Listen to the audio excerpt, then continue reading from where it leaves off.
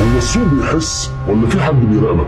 هو ليه دايما الصفقه بتمشي زي ما انت توقعت لكن بعد ما بتخرج منها؟ اللي بيحصل ده مش صدفه، ده علم مخيف ومحدش بيقول لك عليه. كم مره يا صديقي خرجت من صفقه بسبب توتر او شفت شمعه عنيفه فخوفتك فقفلت الصفقه وبعدها بدقيقتين السوق انفجر في نفس الاتجاه اللي انت كنت متوقعه؟ الغريب ان ده مش مره ولا اتنين، اللي بيحصل ده بيتكرر مع الاف المتداولين وبشكل يومي. طب ليه؟ هل التحليل غلط؟ طب هل انت متسرع ولا في حاجه اكبر بكتير بتحصل في الكواليس؟ اللي محدش بيقوله لك ان السوق مش بيقيس تحليلك، السوق بيقيس سلوكك العاطفي لحظه بلحظه. في ادوات تكنولوجيا متقدمه جدا بتراقب مستويات الخوف والتردد والهلع من ملايين الحسابات، وعلشان كده السوق بيبان معاك كانه بيتاكد ان انت خرجت وبعد كده يتحرك. دي مش صدفه يا صديقي، دي خوارزميات بتقيس الضغط النفسي اللي على المتداولين، ولما نسبه كبيره تستسلم او حسابات كتير تتصفر وصفقات كتير تتقفل بخساره يبدا الاتجاه الحقيقي. يعني مش تحليلك اللي كان غلط، تصرفك هو اللي كان متوقع. فلو عايز السوق يتحرك معاك ما تستعجلش ابدا في الخروج، التزم بتحليلك وباهدافه وبالستوب لوس بتاعك.